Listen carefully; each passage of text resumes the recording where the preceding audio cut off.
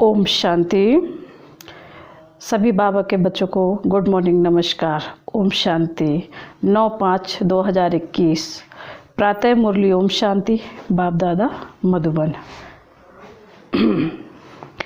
अव्यक्त बाप दादा।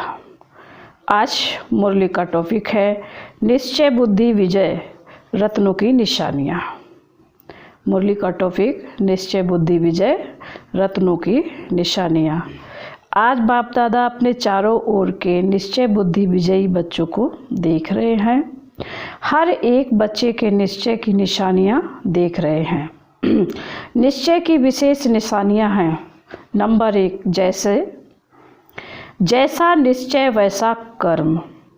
बाड़ी में हर समय चेहरे पर रूहानी नशा दिखाई देगा। नंबर 2, हर कर्म संकल्प में विजय सहज प्रत्यक्ष फल के रूप में अनुभव होगी। मेहनत के रूप में नहीं, लेकिन प्रत्यक्ष फल व अधिकार के रूप में विजय अनुभव होगी। नंबर 3, अपने श्रेष्ठ भाग्य, श्रेष्ठ जीवन व बाप और परिवार के संबंध संपर्क द्वारा 1% भी संशय संकल्प मात्र भी नहीं होगा। नंबर 4, क्वेश्चन मार्क समाप्त। क्वेश्चन मार्क समाप्त हर बात में बिंदु बन बिंदु लगाने वाले होंगे। नंबर 5, निश्चय बुद्धि हर समय अपने को बेफिक्र बादशाह सहज स्वतः अनुभव करेंगे। अर्थात बार बार स्मृति लाने की मेहनत नहीं करनी पड़ेगी। मैं बादशाह हूँ, यह कहने की मेहनत नहीं करनी पड़ेगी, लेकिन सदा स्थिति के श्रेष्ठ आसन व सिंहासन पर स्थित हैं ही। जैसे लौकिक जीवन में कोई भी परिस्थिति परमाण स्थिति बनती है, चाहे दुख की चाहे सुख की, उस स्थिति की अनुभूति में स्वतः ही रहते हैं। बार बार मेहनत नहीं करनी पड़ती है। मैं सुखी हूँ व मैं दुखी हूँ, बेफिक्र बादशाह की स्थिति का अनुभव स्वतः सहज होता है। अज्ञानी जीवन में परिस्थितियों परमाण स्थिति बनती है, लेकिन शक्तिशाली अलौकिक ब्राह्मण जीवन में परिस्थिति परमाण स्थिति नहीं बनती, लेकिन बेफिक्र बादशाह की स्थिति व श्रेष्ठ स्थिति बाप दादा द्वारा प्राप्त हुई नॉलेज की लाइट माइट द्वारा, याद की शक्ति द्वारा, जिसको कहेंगे ज्ञान और योग की निशानियाँ,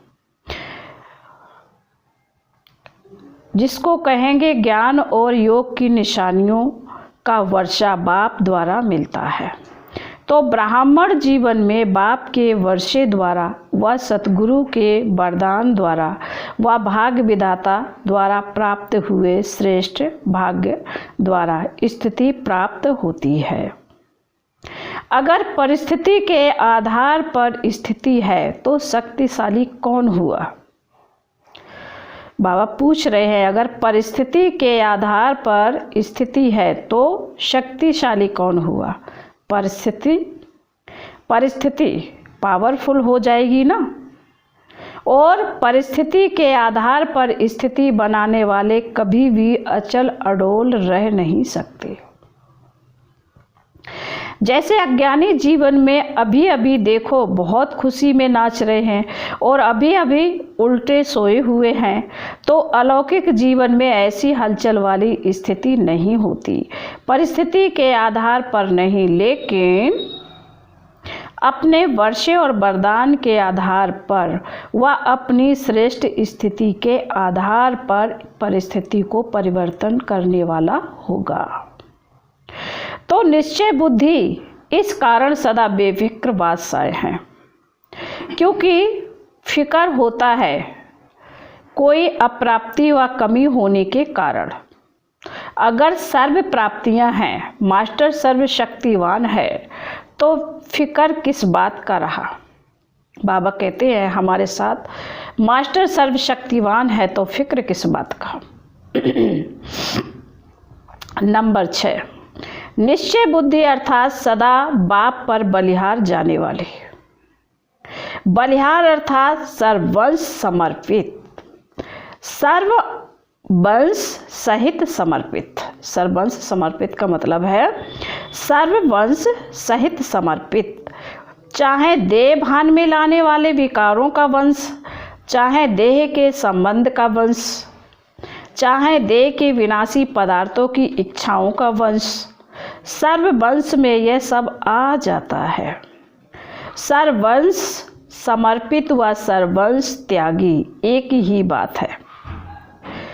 समर्पित होना इसको नहीं कहा जाता है कि मधुबन में बैठ गए व सेवा केंद्रों पर बैठ गए। यह भी एक सीढ़ी है जो सेवा अर्थ अपने को अर्पण करते हैं, लेकिन सर्वंश समर्पित यह सीढ़ी की मंजिल है। एक सीढ़ी चढ़ गए लेकिन मंजिल पर पहुंचने वाले निश्चय बुद्धि की निशानी है। तीनों ही वंश सहित अर्पित हैं। तीनों ही बातें स्पष्ट जान गए ना। वंश तब समाप्त होता है जब स्वप्न व संकल्प में भी अंश मात्र नहीं। अगर अंश है तो वंश पैदा हो ही जाएगा। इसलिए सर्वंश त्यागी की परिभाषा अति गुहा है। यह भी कभी सुनाएंगे।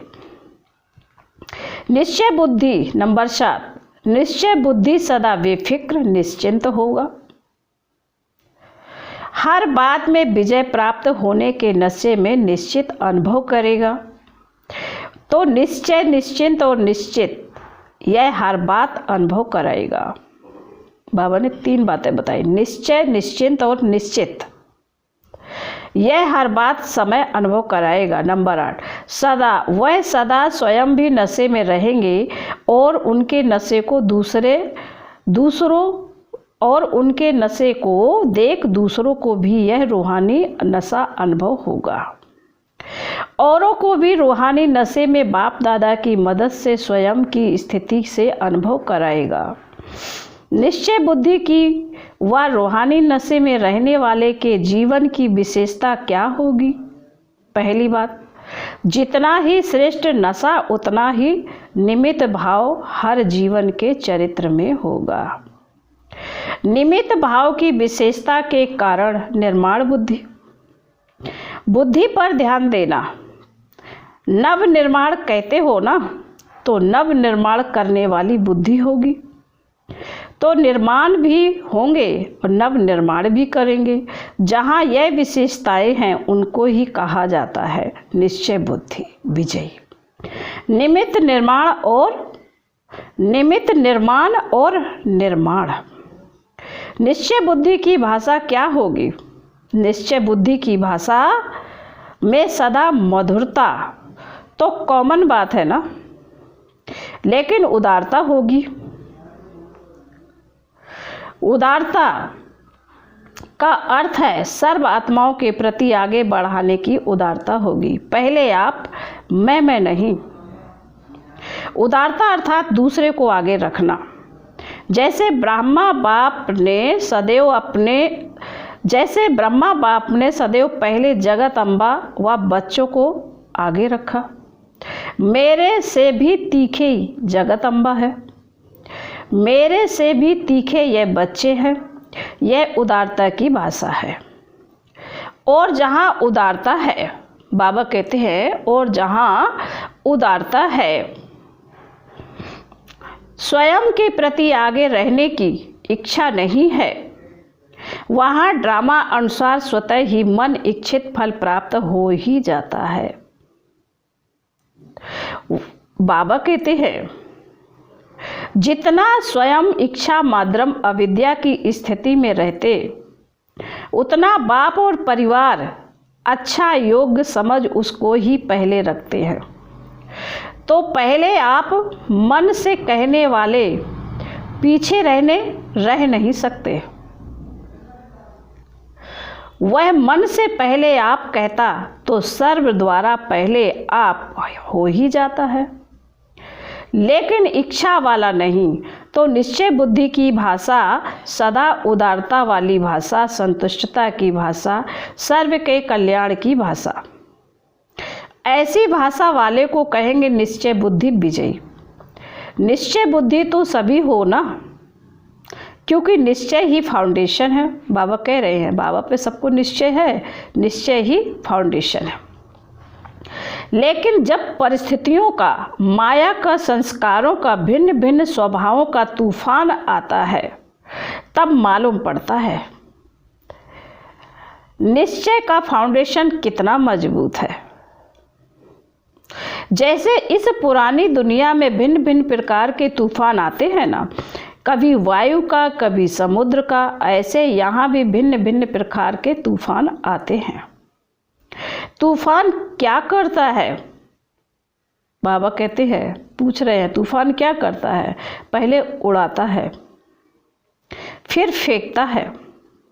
तो यह तूफान भी पहले तो अपनी तरफ मौज में उड़ाता है, अल्पकाल के नशे में ऊंचे ले जाता है, क्योंकि माया भी जान गई है कि बिना प्राप्ति यह मेरी तरफ होने वाले नहीं हैं। तो पहले आर्टिफिशियल प्राप्ति में बाबा कह रहे, फिर पहले आर्टिफिशियल प्राप्ति में ऊपर उड़ाती है, फिर नीचे गिरती कला में ले जाती है। चतुर है ना माया। तो निश्चय बुद्धि की नज़र त्रिनेत्री होती है, तीसरे नेत्र से तीनों कालों को देख लेते हैं, इसलिए कभी धोखा नहीं खा सकते।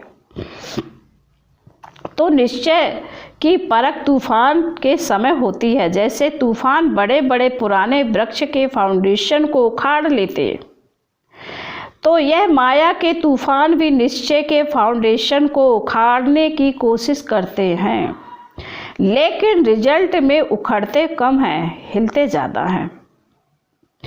हिलने से भी फाउंडेशन कच्चा हो जाता है।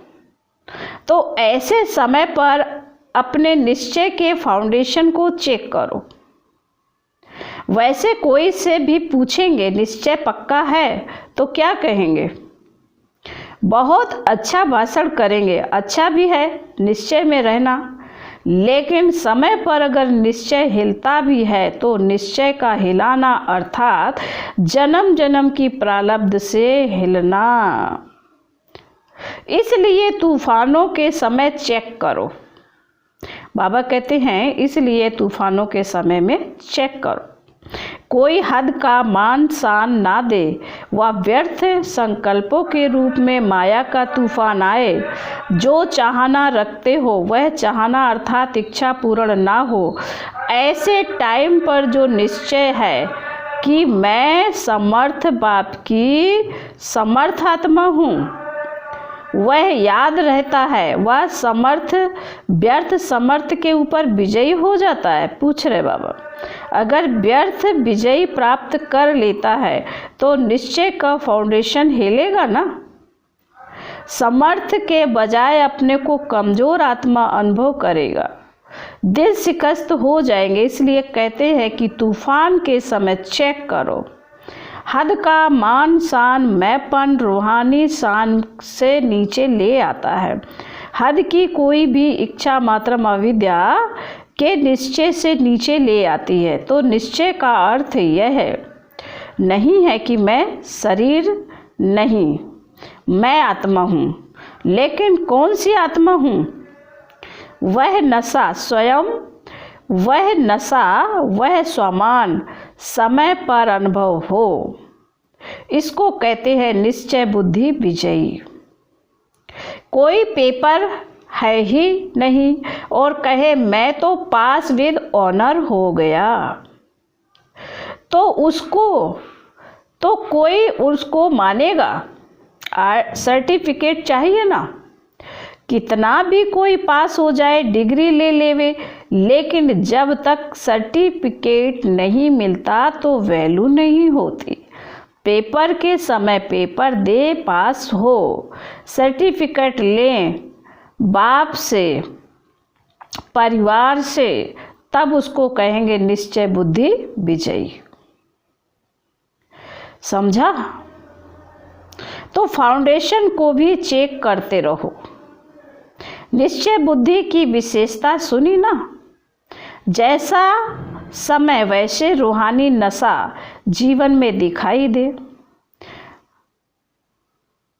सिर्फ अपना मन खुश ना हो, लेकिन लोग भी खुश हों। सभी अनुभव करें कि हाँ, यह नशे में रहने वाली आत्मा है। सिर्फ मन पसंद नहीं, लेकिन लोग पसंद, बाप पसंद, इसको कहते हैं विजयी। अच्छा, सर्व निश्चय बुद्धि विजयी रत्नों को, सर्व निश्चिंत बेफिक्र बच्चों को, सर्व निश्चित विजयी के नशे में रहने वाले रूहानी आत्माओं को, सर्व तूफानों को पार कर तोहफा अनुभव करने वाले विशेष आत्माओं को, सदा अचल अडोल एक रस स्थिति में स्थित रहने वाले निश्चय बुद्धि बच्चों को बाप दादा का याद, प्यार और नमस्ते। हम रूहानी बच्चों को, रूहानी बाप दादा को नमस्ते नमस्ते। फिर बाबा ने विदेशी भाई बहनों से मुलाकात की है। अपने को समीप रत्न अनुभव करते हो। समीप रत्न की निशानियाँ क्या हैं? वह सदा सहज और स्वतः ज्ञानी तू आत्मा, योगी तू आत्मा, गुण मूर्त सेवाधारी अनुभव करेंगे। समीप रत्न के हर कदम में यह चार ही विशेषता सहज अनुभव होंगी, एक भी कम नहीं होगी। ज्ञान में कम हो, योग में तेज हो, या दिव्य गुणों की धारणा में कमजोर हो, वह सब में सदा ही सहज अनुभव करेगा। समीप रत्न किसी भी बात में मेहनत नहीं अनुभव करेंगे, लेकिन सहज सफलता अनुभव करेंगे, क्योंकि बाप दादा बच्चों को संगम युग पर मेहनत से ही छुड़ाते हैं। 63 जन्म मेहनत की है ना, चाहे शरीर की मेहनत की, चाहे मन की मेहनत की। बाप को प्राप्त करने के लिए भिन्न भिन्न साधन अपनाते रहे, तो यह मन की मेहनत की। और धन की भी देखो, जो सर्विस करते हो, जिसको बाप दादा नौकरी कहते हैं, उसमें भी देखो कितनी मेहनत करते हो। उसमें भी तो मेहनत लगती है ना। और अभी आधा कल्प के लिए यह नौकरी नहीं करेंगे, इससे भी छूट जाएंगे। ना लौकिक नौकरी करेंगे, ना भक्ति करेंगे, दोनों से मुक्ति मिल जाएगी।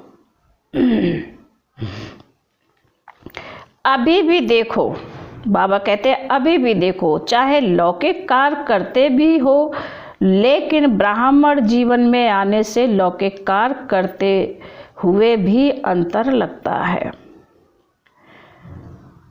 अभी यह लौकिक कार्य करते भी डबल लाइट रहते हो। क्यों? क्योंकि लौकिक कार्य करते भी यह खुशी रहती है कि यह कार्य अलौकिक सेवा के निमित्त कर रहे हैं। अपने मन की तो इच्छाएं नहीं है ना, तो इच्छा, जहाँ इच्छा होती है वहाँ मेहनत लगती है। अभी निमित्त मात्र करते हो, क्योंकि मालूम है कि तन मन धन तीनों लगाने से एक का पदम गुणा अविनाशी बैंक में जमा हो जाता है।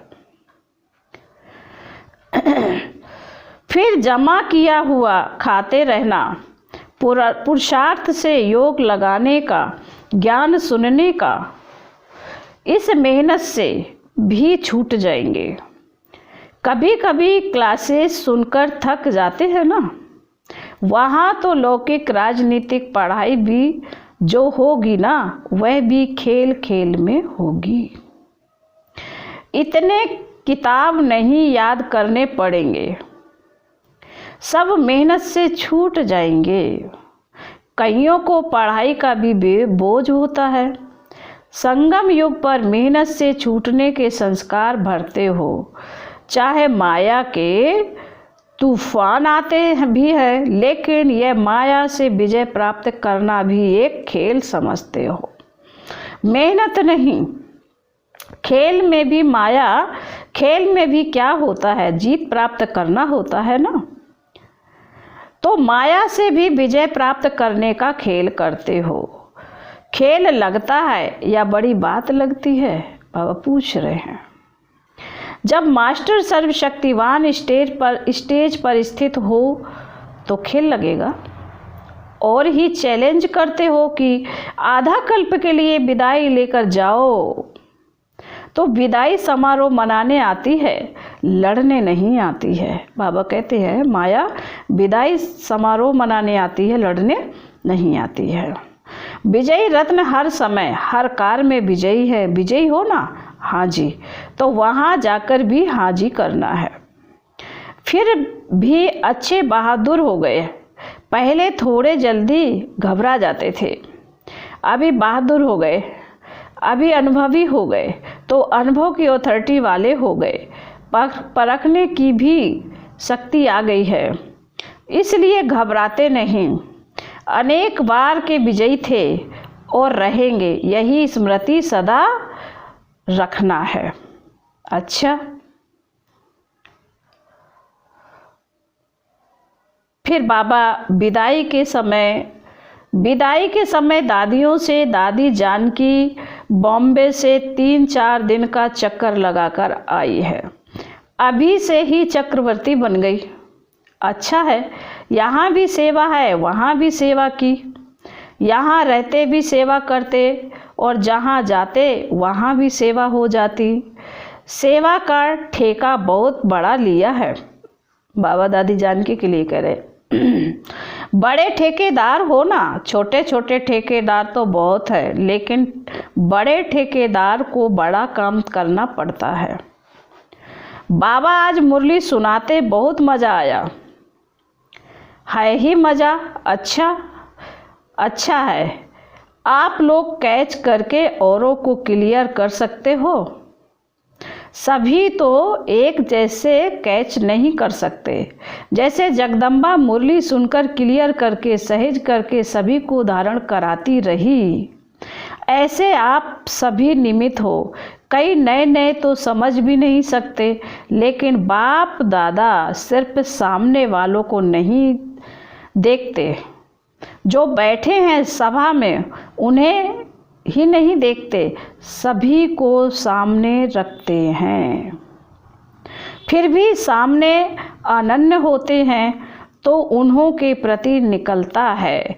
आप लोग तो पढ़ कर के भी कैच कर सकते हैं। बाबा कहते हैं अच्छा। ओम शांति। अभी वरदान है, बाबा ने कहा अभी वरदान है। व्यर्थ की लीकेज को समाप्त कर, व्यर्थ की लीकेज को समाप्त कर, समर्थ बनने वाले कम खर्च वाला नशीन भव। वरदान का स्पष्टीकरण है। संगम युग पर बाप दादा जो भी खजाने मिले, संगम युग पर बाप दादा द्वारा जो भी खजाने मिले हैं, उन सर्व खजानों को व्यर्थ जाने से बचाओ तो कम खर्च वाला नसीन बन जाएंगे। व्यर्थ से बचाव करना अर्थात समर्थ बनना। जहाँ समर्थी है वहाँ व्यर्थ जाए, यह हो नहीं सकता।